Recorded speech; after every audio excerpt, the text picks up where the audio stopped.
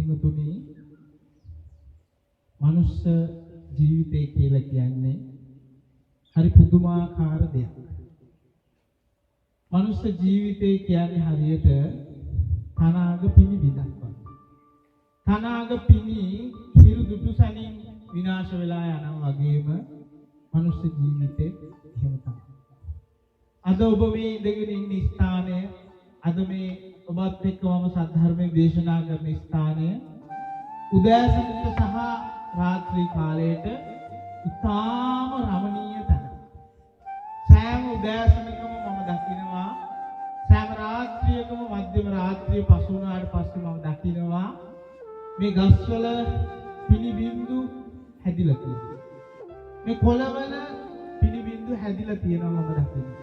හැබැයි ඒ පිණි වලට ඒ ගහේ කොළයත් එක්ක ඉන්න අවස්ථාව හම්බෙන්නේ ඉර පායනකම් විතරයි. ඉර පායාගෙන එනකොටම අර පිණි බින්දුව අර කොළෙන් පහළට වැටෙනවා. ඒ වගේ තමයි මනුෂ්‍ය ජීවිතය.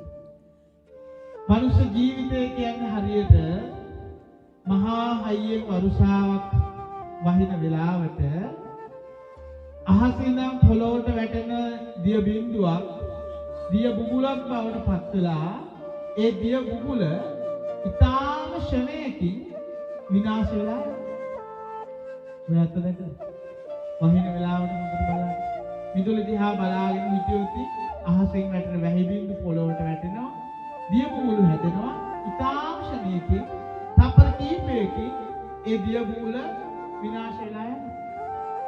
මනුෂ්‍ය ජීවිතය කියන්නේ හරියට ගලාගෙන යන ගංගාවක්. ගංගාවක් චූටියට පටන් අරගෙන ගලාගෙන ඇවිල්ලා ගල්වල හැපිලා මුල්වල හැපිලා විශාල දිය කඩਿੱති නිර්මාණය වෙලා විශාල රැලි නිර්මාණය වෙලා අවසාන එක තැනකින් මොය කටි ගඟ මුහුදට වැටෙනවා. එතනින් නම් ගඟක් නැහැ. එතනින් නම් මුහුදු වතුර. මනුෂ්‍ය ජීවිතය කියන්නේ හරියට කඩාගෙන හැලෙන දියැලක්. උඩින් ඉඳන් පහළට දියැලේ වතුර වැටුණාට පස්සේදී නැවත වතාවක් ඒ වතුර ටික උඩට එන්නේ නැහැ. පහළට වැටෙනවා විතරයි. වැටුණා ගලාගෙන ගියා. මනුෂ්‍ය ජීවිතෙත් අන්න ඒ වගේ. මනුෂ්‍ය ජීවිතය කියන්නේ හරියට උදේ ඉඳන් රැ වෙනකන් ගිනියම් කරපු යකඩයකට ගිනියම් කරපු යකඩ පැටියකට හරියට පුංචි මස් කැබැල්ලක් දානවා. ඉතාම ශරණයකින් අලු දූවිලි බවට පත් වෙනවා. වතුර බින්දුවක් වැටෙනවා. ඉතාම ශරණයකින් අලු දූවිලි බවට පත් වෙනවා. මනුෂ්‍ය ජීවිතය කියන්නේ හරියට මරන්න ගෙනියන හරකෙක් වගේ. මරන්න ගෙනියන හරකෙක් ජීවිතේ තබන සෑම පියවරක් පාසා කොහෙටද ළඟා වෙන්නේ? මරණයෙන් තමයි ගමන. තබන සෑම පියවරක් පාසා මරණයට ගමන් කරනවා. මේ කතා කරන මමත් මේ වචන අහගෙන ඉන්න ඔබත් ඒ වගේ. ගිය මාසේ පොය උදා වුණා. අද වගේම සුන්දර දවසක් ගිය මාසෙත් පුරහඳ පෑවුවා. දවසින් දවස ඒ පුරහඳ නැති වෙලා ගිහිල්ලා අමාවක උදා වෙලා නැවත වතාවක් අලුත් මාසෙක අලුත් පුරහඳක් අද රාත්‍රියට පායනවා. සමහරක් පරණ දේවල් කාලයත් එක්ක වියකිලා යනවා. අලුත් දේවල් ලෝකෙට නිර්මාණය වෙනවා. මෙන්න මේ කාලයත් එක්ක වියකිලා යන දේවල් එක්ක අලුත් දේවල් නිර්මාණය වෙනකොට මෙන්න මේ අලුත් දේවල් වලට හරියන විදියට මිනිස්සුන්ට අන්වර්ථනය වෙන්න බැරි වුණොත් ඒ විදියට මිනිස්සුන්ට හැඩගැහෙන්න බැරි වුණොත් මිනිස්සු විනාශයට පත් වෙනවා. ඒක නවත්තන්න කාටවත් බැහැ.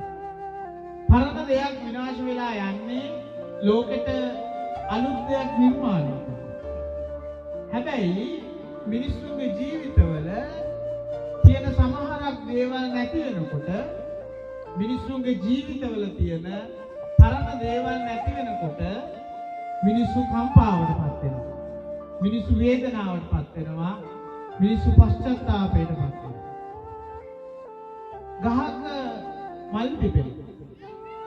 මෙතන මගේ ඉස්සරහා අරලිය ගහක් තියෙනවා. මේ වෙලාවේ ඒ අරලිය ගහේ ලස්සන මල් පිපිලා තියෙනවා. මෙතන ලස්සන මල් වට්ටි හදලා තියෙනවා. මේ මල් හරීම ලස්සනයි. කොච්චර වෙලාවක් යනකම්? ඇයි කීපයක් යනකම්? ඇයි කීපයක් යනකම් මේ මල් හරීම ලස්සනයි. මේ මල් වලට මිනිස්සු වඳිනවා. මේ මල් මිනිස්සු ලස්සනට තියනවා. ඇයි කීපයකට පස්සේ මේ මල් වලට මොකද වෙන්නේ? පර මල් බවට පත් වෙනවා. ඊට පස්සේ කවුරුත් මේ මල් වලට වටිනාකමක් දෙන්නේ නැහැ. මේ මල් එතනින් ඒ වගේ තමයි මනුස්ස ජීවිතය. ගහක පිපිච්ච මලක් හර වෙන්නේ අලුත් මලකට පිපෙන්න අවස්ථාව උදා කරනවා. පර වෙච්ච මල දිහා බලලා ඔබ පශ්චාත්තාප වුණොත්, පර වෙච්ච මල දිහා බලලා ඔබ වේදනාවටපත් වුණොත්, අනේ මේ ගහේ ගියේ ලස්සන මලක් පිපිලා තිබ්බා. ඒ මල මේ පලාතනම ඊයේ සුවඳ හැමුවා. ඒ මල හරිම ලස්සනයි. ඒ මල මනස්කාන්තයි. ඒ මල ප්‍රියකරුයි. අද ඒ මල පර වෙලා ගිහිල්ලා කියලා ඔබ පශ්චාත්තාප වුණා. ඔබ වේදනාවටපත් වුණොත් ඒ ගහේ පිපෙන අලුත් මල අද දවසේ ඒ ගහේ පිපිලා තියෙන අලුත් මලේ තියෙන ස්වභාව සෞන්දර්යය, එහෙම නැත්නම් ඒ මලේ තියෙන ආස්වාදය ඔබට විඳින්න බැරි වෙලා. මම දකින්නේ මිනිස්සෙගේ ජීවිතෙත් අන්න ඒ වගේ. කාලෙන් කාලෙට මිනිස්සුන්ගේ ජීවිතවල විවිධ වෙනස්කම් සිද්ධ වෙනවා. කාලෙන් කාලෙට මිනිස්සුන්ගේ ජීවිත විවිධ විදියට අනුවර්තනය කරන්න සිද්ධ වෙනවා. අන්න ඒකට මිනිස්සෙක් හැඩගැහුනේ නැති වුණාට පස්සේදී ඒ මිනිස්යාට ජීවිතේ ඉතුරු වෙන්නේ, උරුම වෙන්නේ දුකක් විතරයි. ඒ මිනිස්යාට ජීවිතේ ඉතුරු වෙන්නේ විඩාවක් විතරයි, මරණයක්. හරියට මෙන්න මේ කාලේ වගේ, මේ වර්තමාන කාලේ වගේ. මේ කාලේ මම ඔබෙන් අහුවොත් ඔබ සතුටෙන්ද ඉන්නේ කියලා මොකද්ද දෙන උත්තරේ? මේ දවස්වල නම් ටිකක් විතර කට්ටිය හිනාවෙන්න පටන් ගන්නවා. හැබැයි මේක සති දෙක තුනකට කලින් මිනිස්සු අඬුවන්නේ හිටියා. වැඩි උග්‍රයි, කරන්න දෙයක් නැහැ. මිනිස්සු බය වෙලා, අපි කියන භයේ බීරාන්ත වෙලා. මොකටද බය වෙලා තියෙන්නේ? මට අද යන්න වේද? හෙට යන්න වේද? මම මැරෙයිද? මට මොනවා වෙයිද? මොන වගේ ප්‍රශ්නයක් ඇති වෙයිද කියලා මිනිස්සු බය වෙනවා. මිනිස්සු බයෙන් හිටියේ. තාමත් මිනිස්සු බයේ ජීවත් වෙනවා. ඒකට හේතුවක් තියෙනවා. මේ වර්තමාන තියෙන තත්ත්වයේ තුල ඔබ වේදනාවටපත් වෙලා නම් ඉන්නේ මේ වෙලාවේ. අන්නේ වේදනාව නැති කරගන්නේ කොහොමද? කොහොමද ඔබ වෙනදා වගේම සතුටින් ඉන්නේ කියන එක මේ කෙටි වෙලාව අතරතුර මම ඔබට කියලා දෙන්න උත්සාහ කරනවා. මේ කතාව ටිකක් වෙනස් කතාවක්. හැමෝම දන්නවා මම වෙනස් විදිහේ කතා කියන කෙනෙක්, වෙනස් විදිහේ වැඩ කරන කෙනෙක්.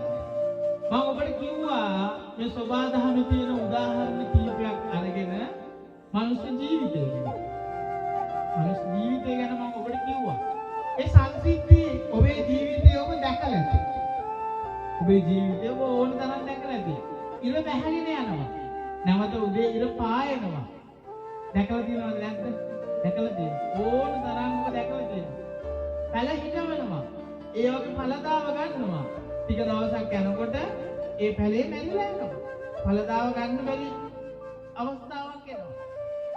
මගේ ජීවිතෙත් මම පුංචි කාලේ නම් ඔය දේවල් මම දැක්කා. හැබැයි ඒ ඔබ දැකපු විදියට නෙමෙයි. ඊට වඩා වෙනස් විදියකට.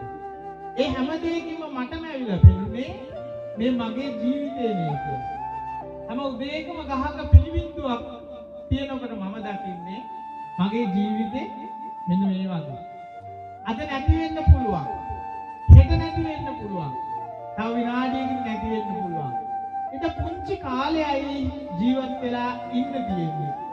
ඒ ජීවත් වෙලා ඉන්න කාලය තුල මිනිස්සෙක් විදියට අපි මොනවද කරන්නේ? මිනිස්සෙක් විදියට අපි කොහොමද ජීවත් වෙන්නේ කියන එක තමයි වැදගත්ම දේ. සිද්ධාර්ථ කුමාරයා ගිහිගේ අත්හැරලා ගිහිල්ලා ගෞතම නමින් සම්මා සම්බුද්ධත්වයට පත් වෙලා වසර 45ක් පුරාවටම මුළු ඉන්දියාව පුරාවටම මුළු ලෝකයටම බෙදා හැරපු පණිවිඩයක් තියෙනවා. ඒ තමයි මිනිස්සුන්ගේ ජීවිතේ විවිධ සංසිද්ධිවලදී මිනිස්සු සතුටටපත් වෙනවා. සන්තෝෂයටපත් වෙනවා. හිතා ගන්නවත් බැරි තරම. ඔබ ඔබේ ජීවිතේ සතුටටපත් වෙන්නේ. ඒ වගේම සමහරක් අවස්ථාවල් තියෙනවා ජීවිතේ හිතා ගන්නවත් බැරි තරමේ මිනිස්සු වේදනාවටපත් වෙනවා. අපි කියනවා මිනිස්සු කම්පිත වෙනවා. භාග්‍යවතුන් වහන්සේ වසර 45ක් පුරාවටම දේශනා කරපු දේ තමයි කොහොමද මිනිස්සෙකුට අකම්පිත මනසක් හදාගන්නේ. වසර 45ක් පුරාවටම දේශනා කරනවා කොහොමද අකම්පිත මනසක් හදාගන්නේ. අකම්පිත මනසක් නිර්මාණය කරගන්නේ කොහොමද කියලා භාග්‍යවතුන් වහන්සේ දේශනා කළා. මේ පහුගිය කාලේ ඔබේ ජීවිතේ ගලාගෙන ගිය විදිහත් එක්ක ඔබ වේදනාවටපත් වුණා. ඔබ කම්පාවටපත් වුණා. පශ්චාත්තාපයටපත් වුණා. ඇයි ඔබට ඔබේ ජීවිතේ එහෙම සිද්ධ වුනේ? වේදනාවටපත් වුණාද නැත්ද ඔබ? පත් වුණා. බයෙන්ද නැද්ද ජීවත් වුනේ? බය. මේ මොහොතේ බයෙන්ද නැද්ද ජීවත් වෙන්නේ? බය. ඇයි එහෙම වුනේ? කොහොමද එහෙම නොවි ඉන්නේ කියන එක අපි සාකච්ඡා කරමු. ජීවිතයේ මිනිස්සු අනාගතයේ සම්බන්ධව විශාල සැලසුමක් තියෙනවා. අනාගතයේ සම්බන්ධව විශාල ප්‍රෝග්‍රෑම් එකක් මිනිස්සෙගේ මනසේ නිර්මාණය වෙලා තියෙනවා. කොහොමද තියෙන්නේ? මම හෙට දවසේ මෙන්න මේ වැඩ ටික මම කරනවා. අනිත් දවසේ මෙන්න මේ වැඩ ටික මම කරනවා. ලබන මාසේ මම මේ වැඩ ටික කරනවා. ලබන අවුරුද්දේ මම මේ වැඩ ටික කරනවා.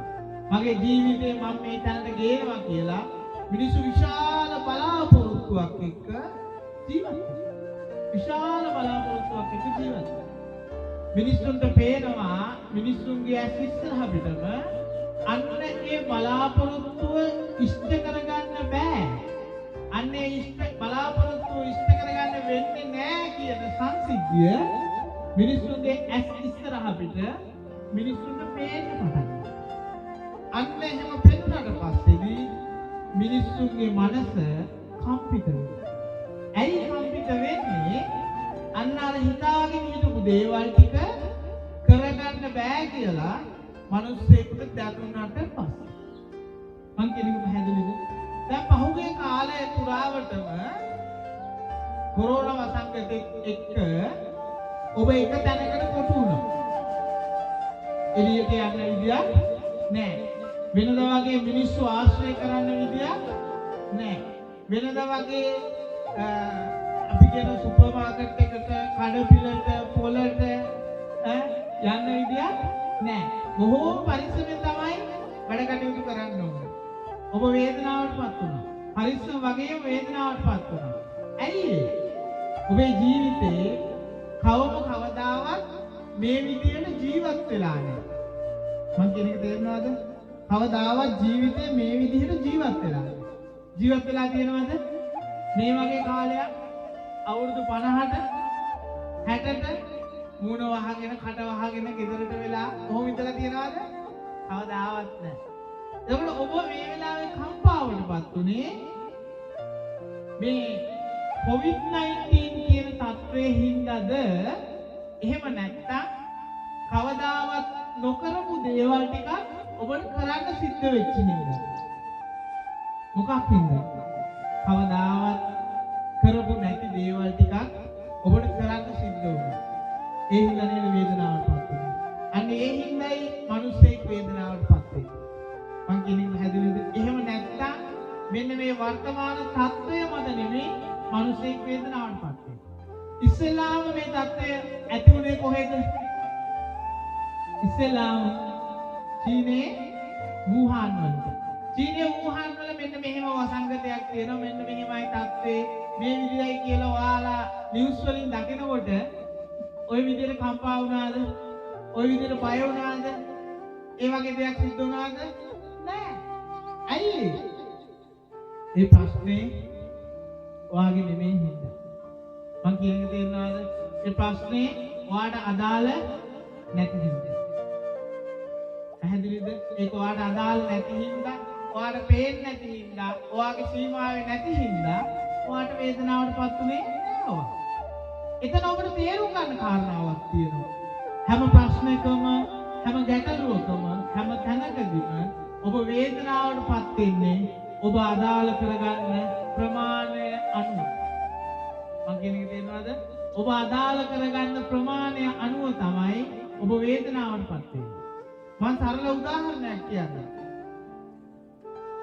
දැන් ඔබ ඔතන ඉඳගෙන ඉන්නවා.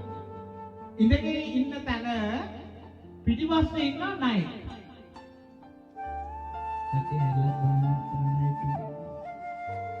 ඉතින් නෙවෙයි ගොඩක් ඉන්නවා නේ. එතකොට පිටිපස්සේ ණයෙක් ඉන්නවා. එක පාරම වා දකින්නවා ඒ ණයා පෙනී කරනවා. ඔහොම ඉඳගෙන ඉන්නවද? නැගිටලා දුවනවානේ. ආ කලබල වෙනවානේ. හැබැයි ඒ ණයා ඔතන ඉන්නේ දැන් නෙමෙයි. මං කියන්නේ තේරෙනවද? ඒ ණයා එතෙන්ට ඇවිල්ලා ඉන්නේ දැන් නෙමෙයි. දැන් පැය ගාණක් තිස්සේ ඔතන ඉන්නවා. නැත්නම් විනාඩි 10ක් 15ක් තිස්සේ ඔයාගේ පිටිපස්සේ ඉන්නවා. හැබැයි ඔයා දැක්කේ කොයි වෙලාවේද? දැන්. මං කියන්නේ තේරෙනවද? දැන් තමයි ඔයා දැක්කේ. එතකොට ඔයා කලබල වෙන්නේ මොන වෙලාවේද?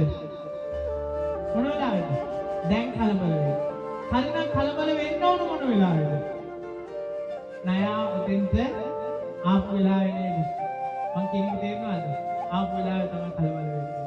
එතකොට මං තව උදාහරණයක් කියන්නම්. මිනිස්සෙක්ගේ ළඟින්ම ඉන්න කෙනෙක් නැති වුනහම මිනිස්සෙක්ට දුකයි, වේදනයි, අඬනවා නේ? කම්පාවටපත් වෙනවා. මෙහෙම හිතන්න ඔබ වැඩිපුරම ආදරය කරන කෙනෙක්, ඔබේ ළඟම ඉන්න කෙනෙක් විදේශ රටක රැකියාවකට යනවා. කොහේ හරි රටක රැකියාවකට යනවා. අපි තුමු ඕස්ට්‍රේලියාවට යනවා. ලංකාවෙන් එයාපෝට් එකට යන්න වාහනයට නැගලා යනකොට කෝල් කරනවා. අම්මා මම දැන් යන ගමන් නෝනා මම දැන් යන ගමන් එයාපෝට් එකේ ඉඳන් ෆ්ලයිට් එකට නැගිට වෙලාවේ කෝල් කරනවා. හරි මම දැන් තාපොඩ් එකේ ගුවන් යානයට නැගිනවා. මම ඕස්ට්‍රේලියාවට ගොඩ බහින්න පැය 9ක් 10ක් යනවා. ඒ වෙනකම් ෆෝන් එක වැඩ කරන්නේ නැති වෙයි. හැබැයි මම බහැපු ගමන් ගන්නවා කියලා කියනවා. ඔයාලේ පැය 10ක කාලය ඉවසනවද නැද්ද? ඉවසනවා. ඊට පස්සේ ඔයා පැය 10 වෙනකොට ගන්න try කරනවා. පැය 10කට පස්සේ ගන්න උත්සාහ කරනවා. සමාන ෆෝන් එක වැඩ කරන්නේ නැහැ. ඒ වෙලාවේ ඔයා වාගේ මනසෙන් නිගමනයකට එනවා. මොකද්ද? දැන් ඉහිට ගියා විතරනේ. නේ? තාමේ රටට ගියා විතරයි. සිම් එකක් තාම මාරු කරගෙන නැතුව ඇති. සිම් එකෙන් මාරු කරගෙන තව ටිකකින් කතා කරයි. කියලා වා හිතනවා. ඔන්න ටික වෙලාවකට පස්සේ ඔයාලට කෝල් එකක් එනවා. අම්මා, නෝනා, මම සතුටින් ආවා. මම බොහොම සතුටින් ඉන්නවා. දැන් මට රැකියාව කරන්න තියෙන ස්ථානයට මම දැන් යන ගමන් ඉන්නේ කියලා කියනවා. අන්න ඔයා සතුටුපත් වෙනවා. ඔය යන අතරතුරේදී මොකද වෙන්නේ? ක්‍රියානතුරක් වෙලා අර පුද්ගලයා ඇක්සිඩන්ට් එකක් වෙලා මැරෙනවා. නැති වෙනවා. ඔබ දන්නවද? දන්නේ නැහැ. දවස් කීපයක් කතා බහ කරන්නේ නැහැ. කෝල් එකක්වත් නැහැ. එතකොට ඔයා හිතනවා හරි එහෙනම් අලුත් තැන වැඩට ගියානේ. තාම එතෙන්ට ගියාම එක්ක ෆෝන් වල සිග්නල් නැති වැඩි. ලංකාවේ වගේ මොනවා හරි කියනවා හිත හදාගෙන ඉන්නවද නැද්ද? ඉන්නවා. දවස් දෙකක් තුනක් සතියක් මාසයක් කොහොම ඉන්නවා. පස්සේ කතා කරේ. මෙන්න මාස දෙකකට විතර පස්සේ අපි කියනවා නීත්‍යානුකූලව ඔෆිෂියල් ලියුමක් එනවා ඒ ගියපු රටේ අදාළ රටේ ඔයාගේ පුතා මෙන්න මේ වෙලාවේ මෙන්න මේ දවසේදී අහවල් වෙලාවේදී මෙන්න මේ වාහනේ හැප්පිලා මැරුණා. අඬනවද නැද්ද? වේදනාවටපත් වෙනවද නැද්ද? අඬනවනේ. පොළවේ හැපි අඬනවනේ. ඇයි මාවත් අරන් ගියේ නැත්තේ කියලා අහනව නේද? ওই ගමන මම යන්න එපා කිව්වා. ඒත් අහන්න නැතුව ගියා අඬන වේදනාවටපත් වෙනවා. එතකොට ඔබ ඒ අඬන්නේ ඔබ කම්පාවටපත් වෙන්නේ කවද වෙච්ච සිදුවීමකටද? කවද වෙච්ච සිදුවීමකටද? මාස දෙකකට පෙර වෙච්ච සිදුවීමකට. මාසයකට කලින් වෙච්ච සිදුවීමකට ඔබ කම්පා වෙනවා. මම මේ කතාව කියනකොට ඔබ ඔබේ ජීවිතයේ තියෙන සංසිද්ධිත් එක්ක ඔබේ ජීවිතේ වෙච්ච අවස්ථාවන් එක්ක ඔබ හොඳට කල්පනා කරලා බලන්න. ඔබ හොඳට ගලපගෙන බලන්න. ඔබ වේදනාවටපත් වෙන මාස දෙකකට කලින් වෙච්ච සංසිද්ධියක් එක්ක. ඇයි එහෙම වෙන්නේ? මිනිස්සෙගේ මනස අසරණයි. මිනිසුන්ගේ මනස අසරණයි. හිත හයිය නැහැ. අන්න ඒ මනස අසරණ හින්දා හිත හයිය නැති හින්දා එයා හිතනවා ඒ වෙලාවේ තියෙන උත්තරේ ඒ වෙලාවේ මට කරන්න තියෙන එකම දේ තමයි අඬන්න. ඒ වෙලාවේ කරන්න තියෙන දේ තමයි වේදනාවටපත් වෙන එක කියලා මිනිස්සු හිතනවා. කවදාවත් ජීවිතේ දැන් මම ඔබට එක උදාහරණයක් කිව්වා. මේ වගේ සංසිද්ධි ඔබේ ජීවිතේ ඕන තරම් වෙලා ඇතිනේ. කවදාවත් කල්පනා කරලා තියෙනවද මම මේ අඬන්නේ මම මේ කම්පා වෙන්නේ මීට මාසයකට කලින් වෙච්ච සිදුවීමක් හින්දා. දැන් මේ මිනිස්සයා මැරිලා එක්ක අලුත් තැනක ඉපදිලත් ඇති. හැබැයි මම දැනගත්තේ අද. මං ඒ වෙලේ මාස ගාණක් පශ්චාත්තාප වුණා. මොකක් හින්දාද? මගේ මනස අසරණ හින්දා කියලා හිතලා තින්නේ. මම තව උදාහරණයක් කියන්නම්. ඔයිට වඩා හොඳට තේරෙන්නේ. ඔබ විභාගයකට පෙනී සිටිනවා. මොකක් හෝ විභාගයකට පෙනී සිටින ජීවිතේ. ඔබ හෝ ඔබේ ළමයි විභාගයට පෙනී සිටිනවා. විභාගයට පෙනී සිටියට පස්සේ ඕනෑම විභාගයක ප්‍රතිඵල එන්න කොච්චර කාලයක් ගත වෙනවද? මාසයක් දෙකක් තුනක් ගත වෙනවා නේද ප්‍රතිඵල එන්න? මාස 3ක් විතර යනවා. මාස 3කට පස්සේ ප්‍රතිඵල ආවත් පස්සේදී පාස් වෙලා තිබ්බොත් හොඳයිනේ. සතුටුයිනේ. සතුටුපත් වෙනවා. පාටි දායි හොඳට සෙලිබ්‍රේට් කරනවා සතුටුයි. බැරි වෙලා හරි ඒ විභාගයේ බලාපොරොත්තු වෙන ප්‍රතිඵලය අරන් තිබ්බේ නැත්තම් ඔබ හෝ ඔබේ ළමයා වාගේ තේල් වෙලා තිබ්බොත් අඬනවද නැද්ද?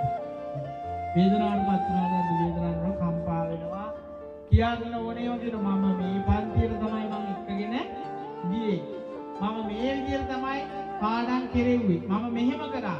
හැබැයි මට හිතා ගන්නවත් බෑ මේ ප්‍රතිඵලෙ ගඩක් නෑ කියලා බණී කම්පාවේ සමහරක් අය මැරෙනවා. සමහරක් අය බෙල්ල වෙලා දා ගන්නවා. සමහරක් අය කෝච්චියට පයින්නවා. ඕන තරම් එහෙම අපි කියන සූසයිඩ් කරනවා.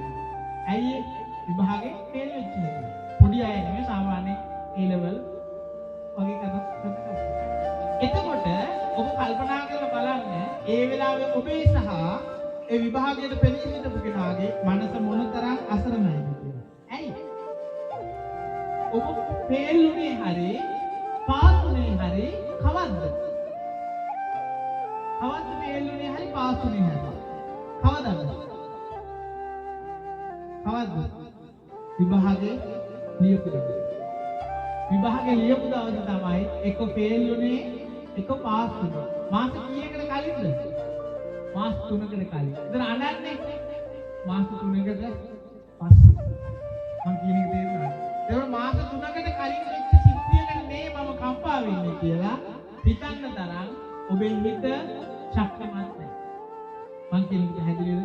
මම ඊට කලින් අර ඔබට ණයගේ උදාහරණයක් කරන් යමක් පැහැදිලි කරා. ඒකම තමයි. පැහැදිලිද? ජීවිතේ ගෙවිලා ඉවර වෙච්ච දේවල් වලට විශාල වටිනාකමක් දීදී විශාල වටිනාකමක් දීදී ඒක නැවත ආවර්ජනය කර කර නැවත කල්පනා කර කර මිනිස්සු වේදනාවට පත් වෙනවා. මිනිස්සු දන්නේ නැහැ මේ බුදුදහම තුල ඒකට සදාතනික උත්තරයක් තියෙනවා. ඒකට සදාතනික පිළිසරණක් සදාතනික පිළියමක් තියෙනවා කියලා මිනිස්සු දන්නේ නැහැ. මිනිස්සු විශ්වාස කරන්නේ සිද්ධාර්ථ කුමාරයා ගිහිගේ අත්හැරලා ගිහිල්ලා අවුරුදු 6ක් දුෂ්කර ක්‍රියා කරලා සම්මා සම්බුද්ධත්වයට පත් උනේ මිනිස්සු මරුණාට පස්සේදී පාසකුල දෙන්නේ. මිනිස්සුන්ට දානමාන දෙන්නේ. පුද පූජා පවත්වන්න, බෝධි පූජා පවත්වන්න, සෙත්සාන්ති පවත්වන්න, විවිධ වූ ඇදහිලි, විවිධ වූ දේවල් කරන්න තමයි සිද්ධාර්ථ කුමාරයා ගිහිගේ අත්හැරලා ගිහිල්ලා දුෂ්කර ක්‍රියා කරලා සම්මා සම්බුද්ධත්වයට පත් වුණේ කියලා මිනිස්සු හිතන්නේ. හැබැයි ඒක නෙමෙයි අත්කම. ඒක නෙමෙයි පිළිතුර. සිද්ධාර්ථ කුමාරයා ගිහිගේ අත්හැරලා ගිහිල්ලා සම්මා සම්බුද්ධත්වයට පත් වුණේ මොකෙන් නිදහස් වෙන්නද? මිනිස්සු මොකෙන් නිදහස් කරවන්නද? ඔයාලා ජීවිතේ මොකෙන් නිදහස් වෙන්නද? සිද්ධාර්ථ කුමාරයා ගිහිගේ අත්හැරලා ගියා. දුකෙන් නිදහස් වෙන්න. මොකෙන්ද? දුකෙන් නිදහස් වෙන්න. මිනිස්සුක මොකෙන් නිදහස් කරන්නද? උන්වහන්සේ අවුරුදු 45ක් පුරාවටම අවබෝධය ප්‍රකාශ කරේ. ඒ දර්ශනය ප්‍රකාශ කරේ. ඒ වචන ජීවමාන කරේ. මොකක් නැති කරන්නද මිනිස්සු? මොකෙන් ඈතර කරන්නද? දුකෙන් ඈතර කරන්න. මිනිස්සුගේ දුක නැති කරන්න. මං කියන එක පැහැදිලිද? මිනිස්සුගේ දුක නැති කරන්න. මිනිස්සු දුකෙන් ඈතර කරන්න. තර මිනිස්සු හිතාගෙන ඉන්නවා ලෝකෙට බුදු කෙනෙක් පහළ වෙන්නේ, ලෝකෙට නව දර්ශනයක් පහළ වෙන්නේ මෙන්න මේ අපේ තියෙන, අපේ හිත්වල තියෙන දේවල්, අපි හිත්වල දාගෙන ඉන්න රාමු, අපේ හිත්වල තියෙන සංකල්ප ඉෂ්ට කරන්න කියලා. මං කියන එක තේරෙනවද? මම මේ කියන්නේ ගොඩාක් ගැඹුරු කාරණා. හැබැයි මෙතන විවිධ මට්ටම් වල අය ඉන්නවා. පහුගිය කාලේ පුරාවටම විහාරස්ථානයට ආපු අය. පහුගිය කාලේ පුරාවටම මගේ දේශනාවලට සවන් දීපු අය ඉන්නවා. පහුගිය කාලේ පුරාවටම මගෙත් එක්ක ධර්මය ගැන සාකච්ඡා කරපු අය. එහෙම නැත්නම් ජීවිතේ පළවෙනි වතාවට අද මෙතෙන්ට ආපු අයත් ඉන්නවා. දුර ඉඳන් ආපු අයත් ඉන්නවා, ගමේ අයත් ඉන්නවා. මම දන්නේ. අද ආපු අයත් ඉන්නවා. ඒක වෙනස් කතාවක්. ඔබට ඔබේ ජීවිතය අද ඇහෙනවා. මේක වෙනස් කතාවක්. හැබැයි මේක ඇත්ත. පරම සත්‍ය වෙනස් කතාවක්. පැහැදිලිද? ඒතර මිනිස්සුගේ දුක නැති කරන්න තමයි ලෝකෙට මුනිවරයෙක් පහළ වෙන්නේ. ලෝකෙට බුදු කෙනෙක් පහළ වෙන්නේ මිනිස්සුගේ දුක සදහටම නැති කරගන්න. මිනිස්සු දුක නැති කරන්න වෑයම් කරන්නේ තමා තුළින් නෙමෙයි බාහිරින්. මිනිස්සු හැම වෙලාවෙම හිතනවා තමන්ට දුක උරුම කළේ බාහිර පුද්ගලයෙක් කියලා. හැම වෙලාවෙම හිතනවා. ඔබ හිතනවද නැද්ද? සමහරක් වෙලාවට හිතනවා මට දුක උරුම කළේ මගේ අල්ලපු ගෙදර මිනිස්සු. මෙයා මෙහෙම කරපු හින්දා තමයි මම අද දුකින් ඉන්නේ. එක්ක මට මම දුකටපත් උනේ මගේ ස්වාමි පුරුෂයා හින්දා. මම දුකටපත් වුණා. එහෙම නැත්නම් හිතනවා මම දුකටපත් උනේ මගේ පිරිත හින්දා. එහෙම නැත්නම් මගේ දරුවෝ හින්දා මම දුකටපත් වුණා. එහෙම නැත්නම් මම මගේ කනවගේ ආදරය කරපු ආදරවන්තයෝ. එහෙම නැත්නම් මගේ ආදරවන්තයා හින්දා කියලා මිනිස්සු හිතනවද නැද්ද? හිතනවා. ඔබ හිතලා තියෙනවද නැද්ද? හිතනවා. ජීවිතේ හිතනවා. ඇයි එහෙම හිතන්නේ? ඇයි එහෙම හිතන්න වෙලා තියෙන්නේ මිනිස්සුන්ට? මිනිස්සු තමා තුළින් ජීවිතේ නොදකින්නේ. මම කියන එක තේරෙනවද? මිනිස්සු තමා තුළින් ජීවිතේ නොදකින්න හින්දා මිනිස්සුන්ට අන්න එහෙම හිතන්න සිද්ධ වෙලා තියෙනවා. මම ඔයාලට උදාහරණයක් කියන්නම්. මම ගන්න උදාහරණයක් මම කියන්නම්. හරි? මම හිතනවා මම හිතාගෙන ඉන්නවා කියලා හිතන්න. මම හිතාගෙන ඉන්නවා මිනිස්සු මට කරු කරන්නේ. මේ වාහිතන් ඉන්න එකක් නෙමෙයි මම හිතන්නේ. මම හිතන් ඉන්නවා මිනිස්සු මට කරු කරන්න ඕනේ කියලා. පැහැදිලිද? මිනිස්සු කරු කරන්නේ නැහැ. මම පුද්ගලයෙක් හිතන් ඉන්නවා අපි හිතමු ඒ පුද්ගලයා X කියලා. හරිද? X කියන පුද්ගලයා මට කරු කරන්නේ නැහැ. මම හිතාගෙන ඉන්නවා මට කරු කරන්න ඕනේ කියලා. එයා මට කරු කරන්නේ නැහැ. එතකොට ඒ පුද්ගලයා මට කරු නොකිරීම හින්දා මම මොකටදපත් වෙන්නේ? වේදනාවටපත් වෙනවා. මම කේන්තියකනේ පත් වෙනවා. මම හිතනවා ඇයි මෙයා මට කරු කරේ නැත්තේ? මෙයා මට කරු කරන්න ඕන.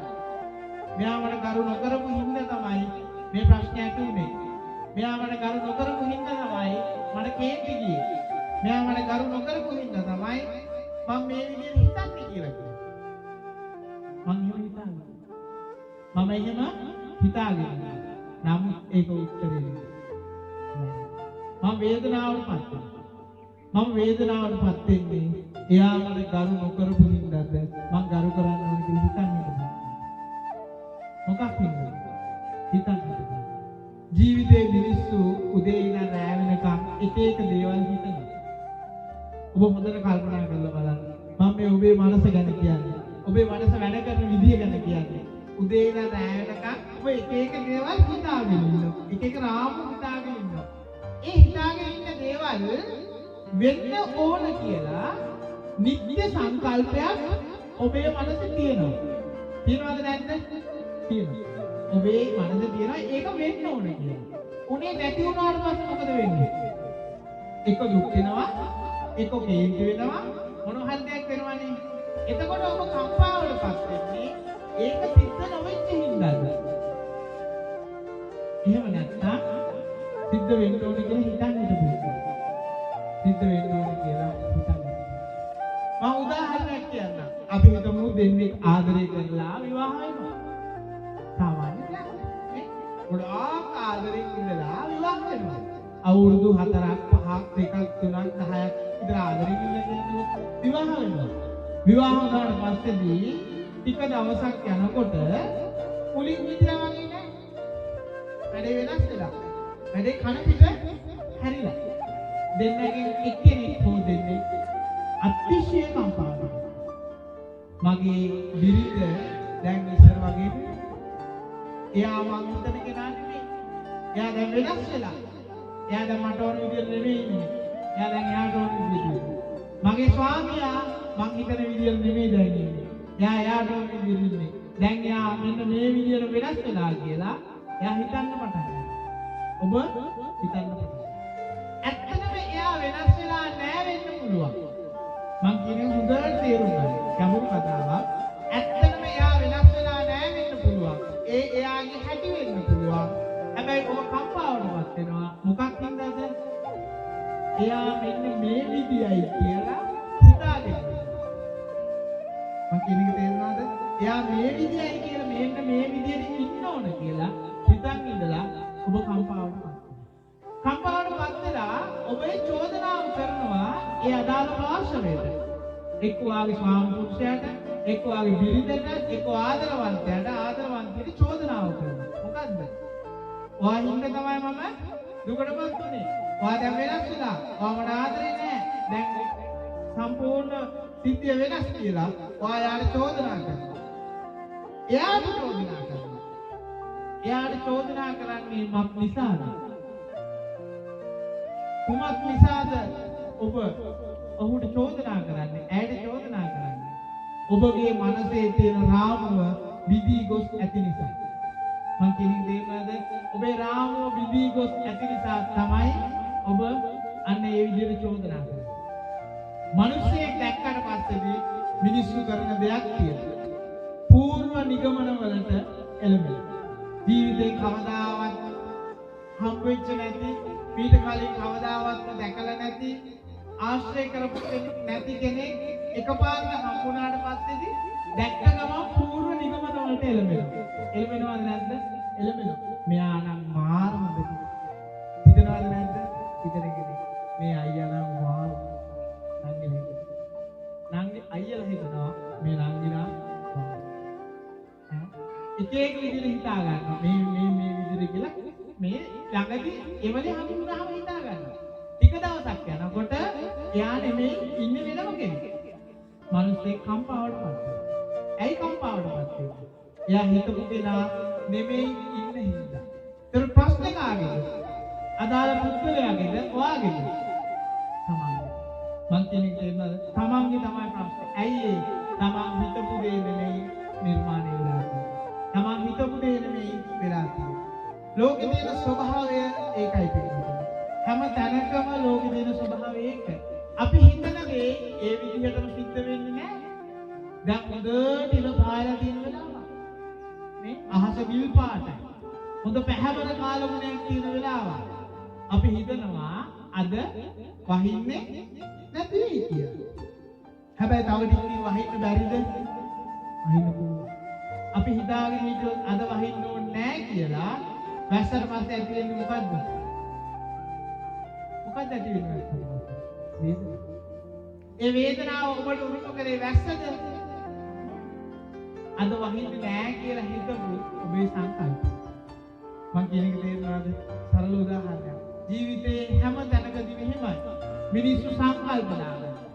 එක එක දේවල් දාගන්නවා ඔළුවේ. ඒක ඒ විදිහටම ඉෂ්ට නොවුනම මිනිස්සු වේදනාවට පත් වෙනවා. මෙහෙට නායත් මාව ආශ්‍රය කරන අයත් එහෙමයි. මාව දකින අයත් එහෙමයි. එක එක විදිහේ සංකල්ප නිර්මාණය කරගන්නවා. මෙතන මෙහෙම තැනක් වෙන්නේ නැති.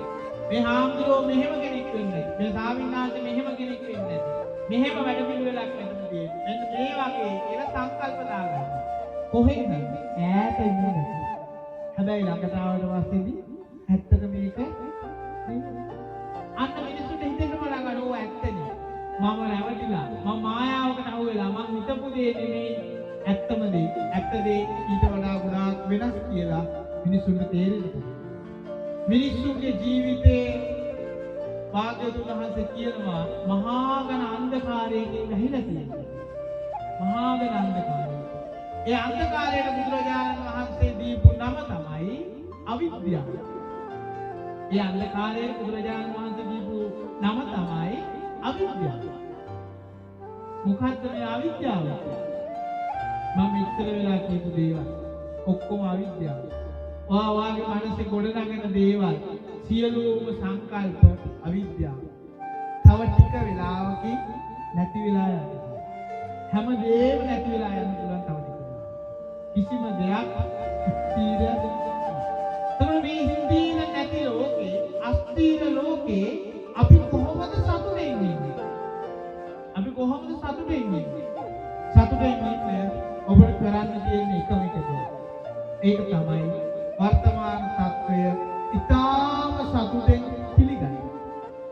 මම කියන්නේ තේරෙනවද? වර්තමාන තත්ත්වය ඉතාම සතුටෙන් ඔබ පිළිගන්න. දැන් මේ වෙලාවේ තියෙන තත්ත්වය. මේ වෙලාවේ තියෙන තත්ත්වයට ඔබ අභියෝග කරන්න ගියොත් ඔබට ඇති වෙන්නේ දුකක් විතරයි. හරියට මේ වගේ. ඔබ ගයක් ඇතුලේ හිර වෙලා ඉන්නේ. එළියට ඔබට යන්න ඕනේ. දොරක් තියෙනවා. ඒ දොරින් ඔබ එළියට එන්නේ නැහැ. බිත්තියක් තියෙනවා. ඒ බිත්තිය කඩාගෙන එළියට යන්න ඕනේ. වේදනාවකට ඔබ අර දොරෙන් එළියට ගියා නම් ප්‍රශ්නේ වර්තමානයේ ඔබට හම්බ වෙලා තියෙන්නේ හොඳම දේ. මේ ඔබට ලැබිලා තියෙන්නේ හොඳම දේ කියන එකයි ඔබ පිළිගන්නවා. ජීවිතයේ මිනිසෙකුට ලැබෙන්නේ හෝ නොලැබෙන්නේ ඒ මිනිසයා කරපු හොඳ හෝ නරකක්. ජීවිතයේ මිනිස්සෙක් හොඳ කරොත් එයාට හොඳ දේවල් ලැබෙනවා. එයාට හොඳ දේවල් සෝබාදහම දායාද කරනවා. ජීවිතයේ මිනිස්සෙක් නරක කළොත් සෝබාදහම එයාට නරක දේවල් දායාද කරනවා. ඒක සෝබාදහමයි තීරණය කරන්නේ. ඒක තීරණය කරන්න ඔබට කිසිසේත්ම අයිතියක් නැහැ. අද වර්තමානයේ ඔබ ගෙවන්නේ දුක්වර ජීවිතයක් නම් වර්තමානයේ ඔබේ ජීවිතයේ ගෙවෙන්නේ දුකෙන් නම් වර්තමානයේ ඔබ කරන රැකියාව ඉතාම දුක්බර රැකියාවක් නම් ඉතාම අමාරුවෙන් කරන වැඩක් නම් ඔබ වර්තමානයේ සරලව කියනවා නම් ජීවත් වෙන්නේ අසතුටින් නම් ඒකට එකම හේතුව පෙර ඔබ කළ කී දෑ. මම කියන්නේ හැදෙන්නද? පෙර ඔබ කළ කී දෑ තමයි ඒකට එකම හේතුව. ඔබ වර්තමානයේ ඉතාම සතුටින් ජීවත් වෙන කෙනෙක් නම් ඔබට හොඳ වටපිටාවක් නිර්මාණය වෙලා තියෙනවා නම් ඒකට එකම හේතුවක් පෙර ඔබ කළ කී දෑ. අද ඔබ හොඳ දේවල් කළොත් ඔබට මොකක්ද වෙන්නේ? ඔබට සුන්දර හෙට දවසක් නිර්මාණය වෙනවා. ඔබට සුන්දර භවයක් නිර්මාණය වෙනවා. ඒක නතර කරන්න කාටවත් බැහැ. හරි සුන්දර කතාවක් මට මතක් වුණා. ඒ තමයි ජර්මන් කියන රට එක වෙලාවකදී දෙකට බෙදෙනවා. දෙකට වෙන්නේ. නැගෙනහිර ජර්මනිය සහ බටහිර ජර්මනිය. මෙන්න මේක වෙන්නේ බර්ලින් කියන තාප්පේ. මැද තියෙනවා බර්ලින් කියන තාප්පය. නැගෙනහිරත් බටහිරත් වෙන තැන. දවසක් මේ නැගෙනහිර ජර්මන් වැසියෝ කල්පනා කරනවා මෙන්න මේ බටහිර ඉන්න ජර්මන් වැසියොන්ට හොඳ වැඩක් කරන්න ඕන. හොඳ දෙයක් කරන්න ඕන කියලා කල්පනා කරලා මෙයාලා මොකද්ද කරන්නේ? මෙයාලගේ ප්‍රදේශයේ එකතු වෙන ඔක්කොම කුණු ටික එකතු කරලා මෙයාලා මොකද කරන්නේ? බර්ලින් තාප්පෙන් එහා පැත්තට බටහිරට දානවා. ඒ බටහිර ඉන්න ජර්මන් වැසියෝ කල්පනා කරනවා අපට ඇවිල්ලා තියෙනව මොනවද? කුණු. මේ කුණු ඇවිල්ලා තියෙනවා. දැන් අපි මොනවද නැගෙනහිර ඉන්න අය දෙන්නේ කියලා එයාලා කතා කරනවා. මේක ඔබේ ජීවිතේ. සත්‍ය කතාව. හැබැයි නමුත් ඔබේ ජීවිතේ. බටහිර ඉන්න අය කල්පනා කරනවා අපි මොනවද නැගෙනහිර ඉන්න අයට දෙන්නේ කියලා. කල්පනා කරනවා එයාලා බුද්ධිමත්ව කල්පනා කරලා එයාලා හිතනවා අපි එයාලට දෙමු නැව් පළතුරු. මොනවද? නැව් පළතුරු ටිකක් දෙමු කියලා අලුත් පළතුරු කඩලා පෙට්ටි වලට අසුරලා බර්ලින් තාප්පේ එහා පැත්තෙන් කියනවා.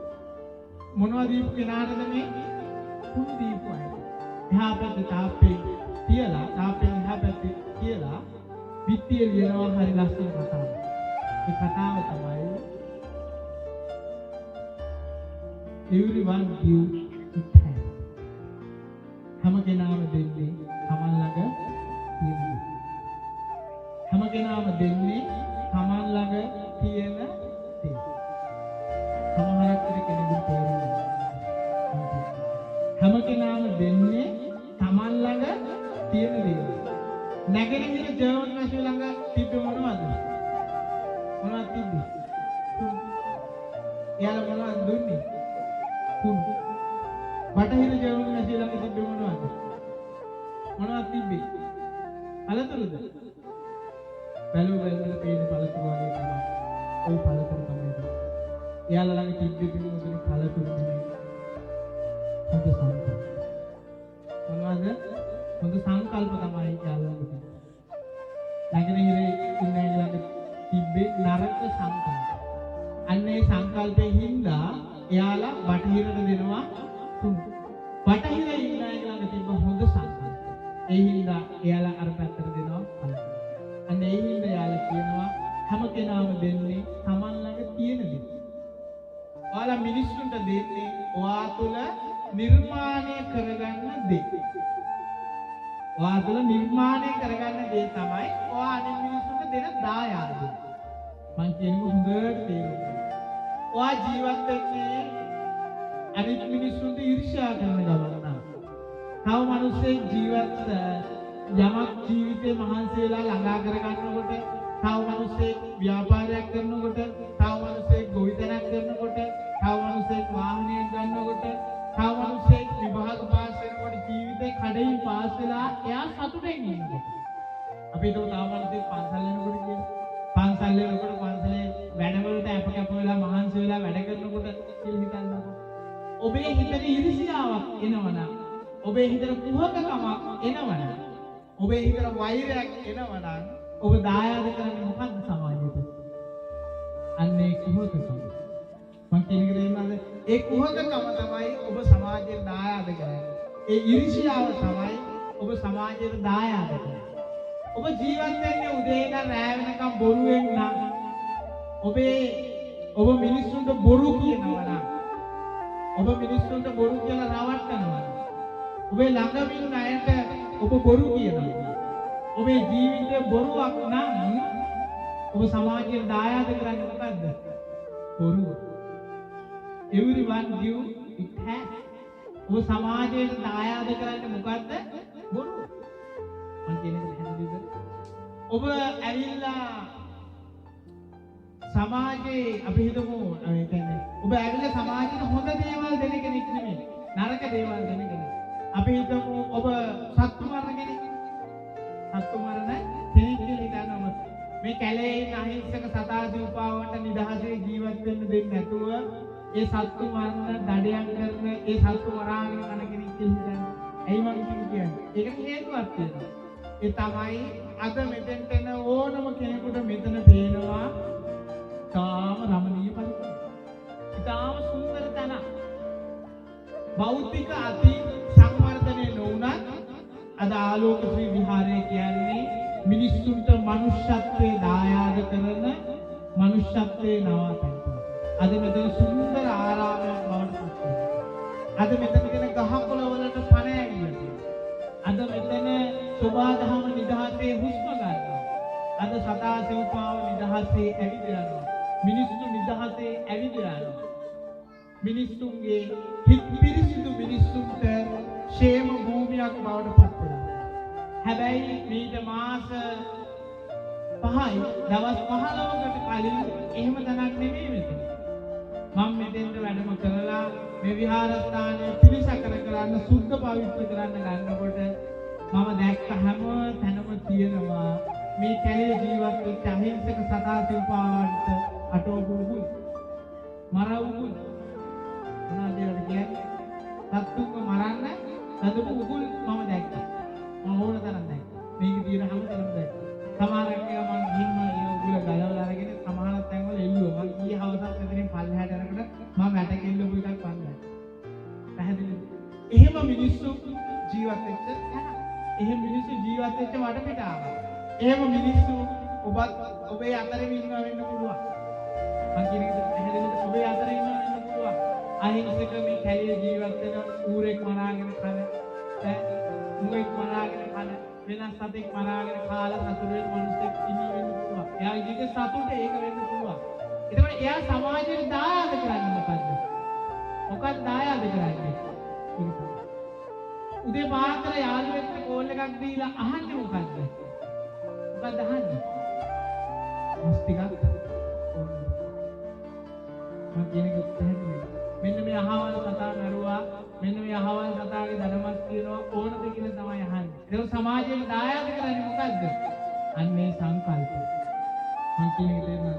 ඔබ මත්ද්‍රව්‍ය විකුණන කෙනෙක් නම්, ඔබ මත්ද්‍රව්‍ය ජාවාරම් කරන කෙනෙක් නම්, ඔබ තේරෙන භාෂාවෙන් කියනවා නම් ගංජා විකුණන, කසිප්පු විකුණන, කුඩු විකුණන කෙනෙක් නම් ඔබ සමාජයෙන් දායාද කරන්නේ මොකද්ද?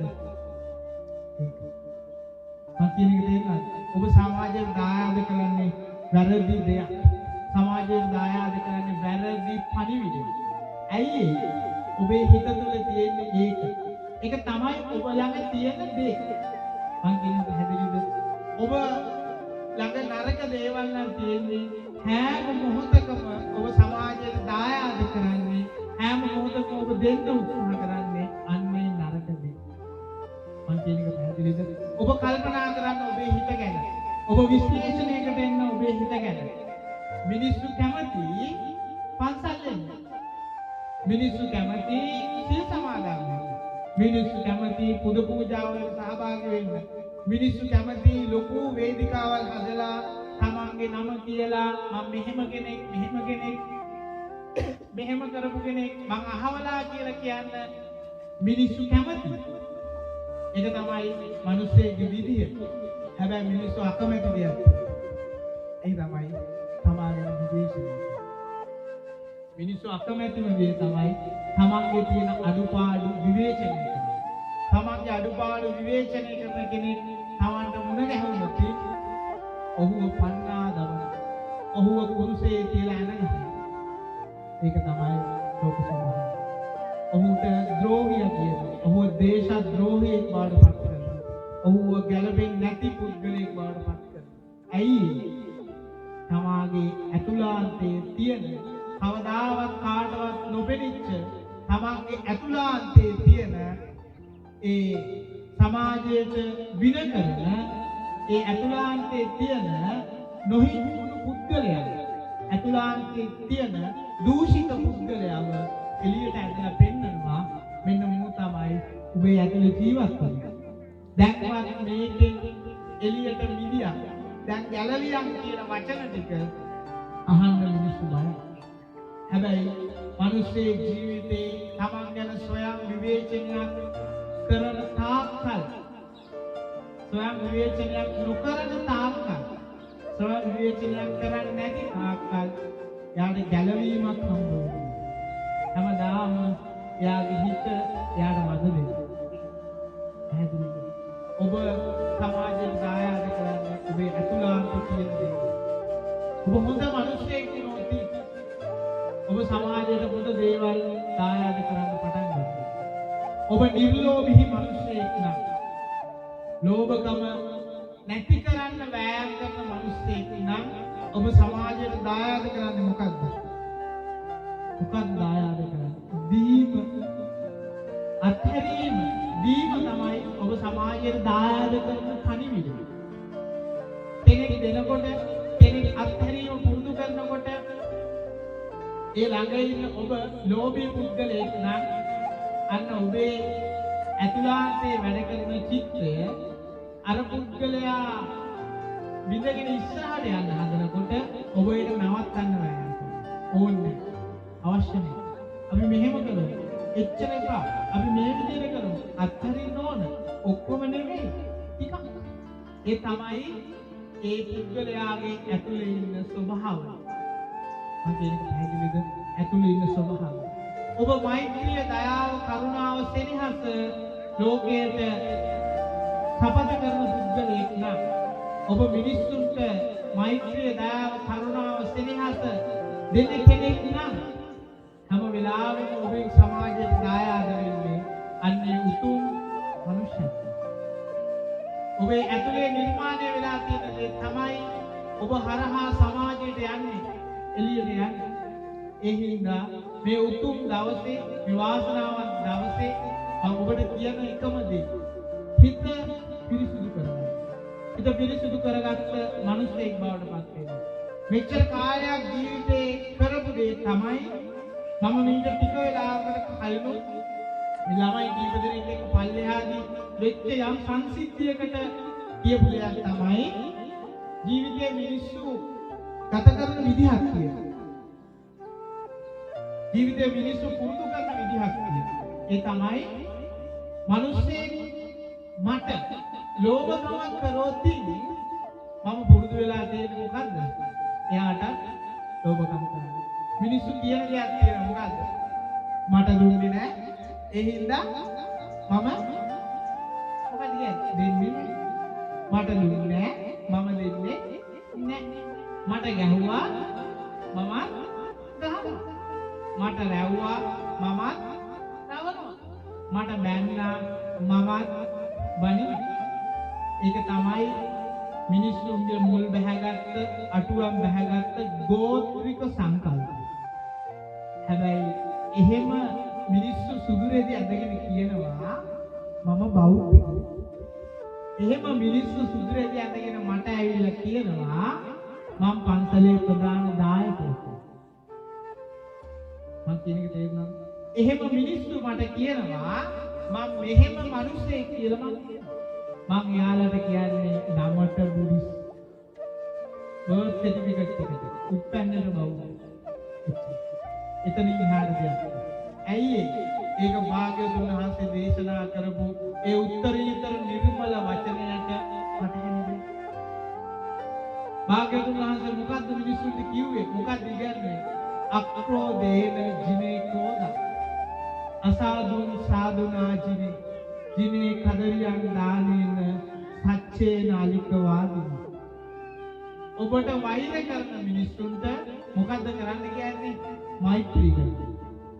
ඔබට වෛර කරන මිනිස්සුන්ට මෛත්‍රී කරන්න කියලා ගෞතම බුදුන් වහන්සේ කියනවා.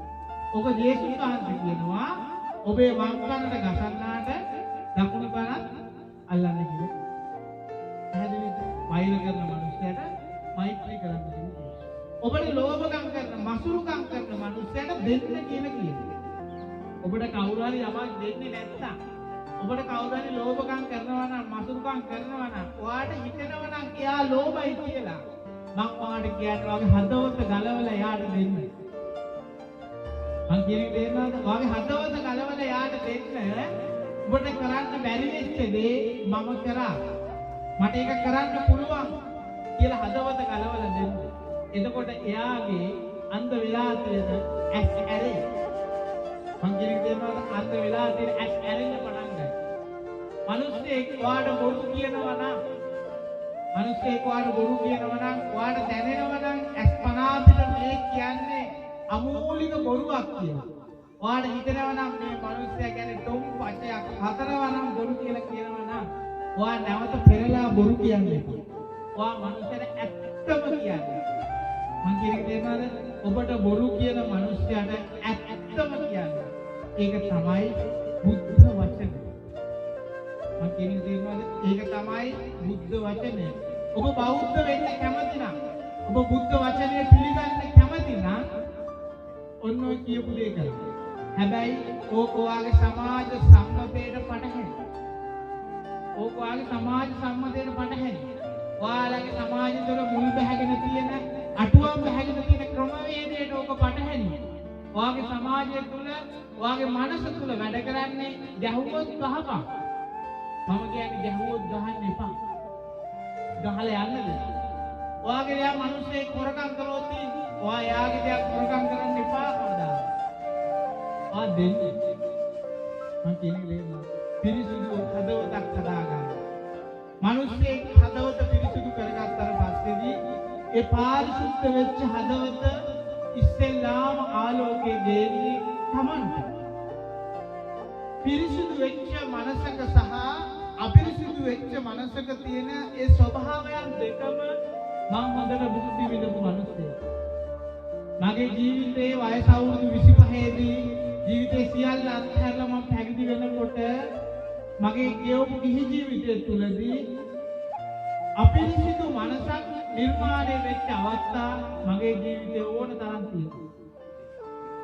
මිනිස්සුන්ට වෛර කරපු අවස්ථා මගේ ජීවිතේ ඕන තරම් තියෙනවා. මිනිස්සුන්ට මට කෙනෙක් බොරු කිව්වොත් මම බොරු කියපු අවස්ථා ඕන තරම් තියෙනවා. ගැහුවොත් මරන්න කියපු අවස්ථා මගේ ජීවිතේ ඕන තරම්. අන්න ඒ වෙලාවේ මගේ මනස එදා තිබ්බ තත්ත්වය මට අද හොඳට මතකයි. එදා මම හිතපු අසහනකාරී ස්වභාවය, එදා මම හිතපු වේදනාව මට හොඳට මතකයි. එදා මම වේදනාවෙන් පීඩාවෙන් මිරිකිලා හිටපු කෙනෙක්. මුළු ජීවිතේම වේදනාවෙන් හිටපු කෙනෙක්. ජීවිතේ මහන්සි වෙලා ගොඩාක් මුදල් හම්බ කරා තමයි. හැබැයි අපි කොච්චර සල්ලි දීලා ගත්තත් මිල අධිකම ඇඳුමක අපිට පේන්නේ කන පිටක් තියෙනවා. ඔයා අඳින ඇඳුම රුපියල් 10000යි කියලා හිතන්න. ඔයා වාගේ වෙඩින් එකට අඳින සාරිය ඔයා ගන්න ඇඳුම 10000 කියලා හිතන්න. ඒකේ අනිත් පැත්ත කන පිට අඳින්නේ නැහැ කවදාවත්. ඇයි? ඕනම වටින ඇඳුමක නොවටිනා කන පිට. මට ජීවිතේ තේරුණා මුදල් කියන එක වටින්නේ මිලට ගන්න පුළුවන් දේවල් මේ ලෝකේ තියෙනකම් විතරයි. පහුගිය කාලේ මම දැක්කා ලෝකෙ මිනිස්සු අසරණ වෙච්ච විදිය. ඇඳින නීතිය දාලා මිනිස්සු ගෙවල් ඇතුලේ හිර කරපු විදිය මම දැක්කා. හිර වෙච්ච විදිය මම දැක්කා. සබාදහන් දඬුවම් දීපු විදිය. සල්ලි කොච්චර තිබ්බත් මිලට ගන්න මොකුත් නැහැ. කිසිම දෙයක් නැහැ මිලට ගන්න. ගෙදර ගෙනල්ලා ෆ්‍රිජ් එකේ දාගත්ත එළවලු ටික විතරයි. ගෙදරට ගෙනාවු හාල් කිලෝ 5 විතරයි සමහරක් අය මේවල වල. සල්ලි තිබ්බට ඒ මුදලට වටිනාකම. මිනිස්සේ ජීවිතේ අසරණ වුණාම අසරණ වෙච්ච තැන ඒ මුදල කියන එක වටිනාකමක් නැහැ. මට මගේ ජීවිතේ තේරුණා. මම වෙනස් කරගත්තා ඒක. හදාගත්ත පාරිශුද්ධ හදවත. පිරිසිදු කරගත්ත ඒ අපිරිසිදු වෙච්ච හදවත. එකම මනසක් ස්වභාවයන් දෙකක්. මම ඒ දෙකම බුද්ධි. මනස පිරිසිදු වුණාට පස්සේදී මගේ හදවත පිරිසිදු වුණාට පස්සේදී මම අසීමිත සතුටක ජීවත් වෙන්න පටන් ගත්තා. නිරාමිෂ සතුටක් මම මගේ ජීවිතේ භුක්ති විඳින්න පටන් ගත්තා. මට තේරුණා ටිකෙන් ටික මම වගේ ඈතට යනවා. හරියට අපි සරුංගලයට යනවා. මෙතන හොඳට හුලක් තියෙන තැන ළමයි සරුංගලයව කැරක් ඉස්සර. සරුංගලයක් ඈතට අපිට යවන්න පුළුවන්. සරුංගලයක් උඩ මුලකට ගියාට පස්සේ ආවෙලා යනවා. නූල කැඩුවහම නැවත ඒ සරුංගලය අල්ලන්න බෑ. මට තේරුණා මම ඈතට පාවෙලා යනවා. මම මගේ ගිලිහුණා කියලා මට තේරෙන්න පටන් ගත්තා. මම නිදහස් වුණා. අන්නේ නිදහස් වෙච්ච මනස මගේ ජීවිතේට මට ආලෝකය ගෙනාවා. එකම සතුටක ජීවිතේ මිනිස්සු මට ගෞරව කරත්, මිනිස්සු මට වන්දනාමාන කරත්, මිනිස්සු මට පුද පූජා කරත්, මිනිස්සු මාව ඇප්‍රීෂিয়েට් කරත්, මගේ ගුණ කිව්වත් සිනහවකින් සංග්‍රහ කරන්න පුළුවන්.